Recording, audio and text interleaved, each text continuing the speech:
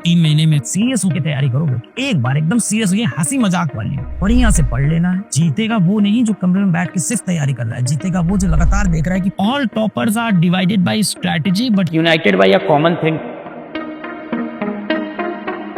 अब आप एक सिपाही से बोलो क्या उसको इस तरह से सीढ़ी चढ़ना, रस्सी चढ़ना, पहाड़ पे चढ़ना, स्विमिंग करना, ये सब क्या इंटरेस्टिंग लगता होगा? हो सकता हो एक दिन लगे भी, रोज रोज तो नहीं लगता होगा। पर रोज आके सुबह वो 1 घंटे ग्राउंड के 5 चक्कर लगा रहा है, रोज आके वो सीढ़ियां चढ़ रहा है, वो पत्थर तोड़ रहा है, मजबूत कर रहा है खुद को। किस लिए? क्योंकि वो अपने आप को तैयार कर रहा है लड़ाई वाले दिन के लिए, कमांडो ट्रेनिंग। उसको भी वो चीज बोर लगती होगी बेटा। और आप देखो सिपाहियों को भारत माँ की रक्षा करनी, उनके अंदर ये इतना डीप ये फीलिंग बैठ चुकी है ना उनके अंदर कि उन्हें कोई चीज डिस्ट्रैक्ट नहीं कर पाता। और मैं आपको एक और सच बताता हूँ, कठिन है, बोरिंग लगता है, मैं मानता हूँ, मुझे भी लगता था।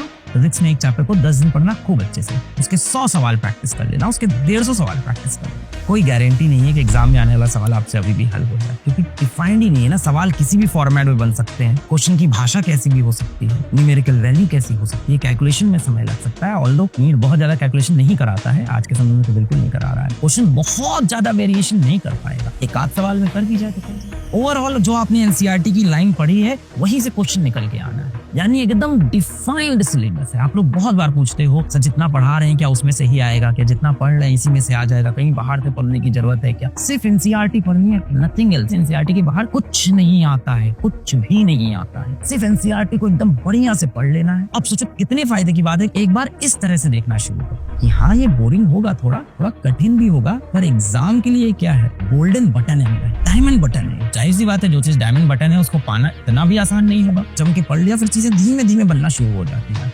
चीजें बनने लगती है, कई बार कुछ चीजें याद करनी ही पड़ेगी। इंपॉर्टेंट क्या है कि सवाल बहुत जल्दी हो जाएंगे, देखते ही टिक करना है। दूसरा टफ है, पर इजी किस लिए? इजी इसलिए क्योंकि डिफाइंड नंबर ऑफ पेजेस पढ़ने हैं एनसीईआरटी के। उसके बाहर से 150 न्यूमेरिकल कर लो, हो सकता है एग्जाम में 151 न्यूमेरिकल आया हो, और फिर ये डिपेंड करता है आपकी कैपेबिलिटी पे, आपको कॉन्सेप्ट कितना अच्छा समझ में आया था कि आप वहाँ हल कर पाओगे कि नहीं कर पाओगे। और जाहिर सी बात है नीट में जो बच्चे तैयारी करते हैं फिजिक्स कहीं ना कहीं उनका हमेशा कमजोर पार्ट बनाता है, क्योंकि वो मैथ से भाग गए।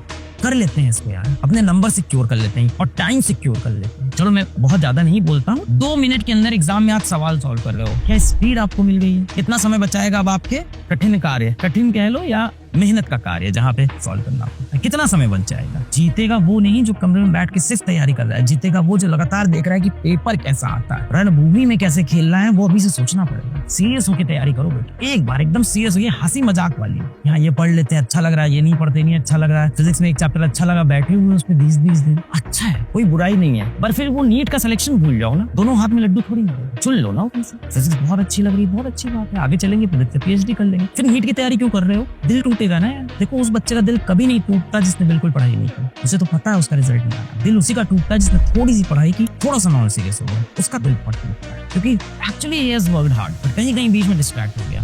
आज तक जितने भी बच्चों ने आईआईटी में सिलेक्ट हो गए, गवर्नमेंट मेडिकल कॉलेज में सिलेक्ट हो गए, या किसी भी एग्जाम को क्रैक कर लिया, आज तक किसी एक बच्चे ये नहीं कहा, किसी एक बच्चे ने आज तक ये नहीं कहा कि लाइव लेक्चर देखना बहुत जरूरी था। लगभग 95% बच्चे ऐसा बोलते हैं कि वो रिकॉर्डेड लेक्चर देखते, पर हाँ 95% बच्चों ने ये भी कहा कि उन्होंने सारे टेस्ट दिए, एक लाइन नहीं। आप दुनिया भर से पूछते रहते हो ना हाउ टू गेट सिलेक्टेड, किसी का भी ज्ञान आप सुन रहे हो तो आप डेटा पे ट्रस्ट करो भाई, पढ़े लिखे हैं। जो 100% बच्चा आईआईटी या गवर्नमेंट मेडिकल कॉलेज में सिलेक्ट हो रहा है, नीट के अंदर सिलेक्ट हो रहा है, वो हमेशा बोलते हैं कि मैंने टेस्ट सारे दिए थे। कई बार वो बोलेंगे कई बार मैं डीपीपी नहीं लगाया, मैंने किसी किताब से कुछ पढ़ लिया, किसी किताब से कुछ पढ़ लिया। सबकी अपनी अपनी strategy. All toppers are divided by strategy but united by a common thing called test. ऐसा क्या हुआ कि आपने अपने जीवन के लिए जो लक्ष्य साधा था, जो आपने सोचा था कि आप डॉक्टर बनोगे, आप ये परीक्षा निकालोगे, या कोई भी आपने जीवन में एक लक्ष्य साधा था, वो लक्ष्य से आप क्यों भटक गए बेटा? ऐसी कौन सी चीज आई आपके सामने जो आपको अपने सबसे महत्वपूर्ण लक्ष्य से भटका के चली गई, और अपने जीवन का सबसे पहला सबसे बड़ा लक्ष्य आप बीच में छोड़ के जीवन में किसी और चीजों में अपना समय व्यतीत कर रहे हो? ऐसा क्या हो गया? ऐसी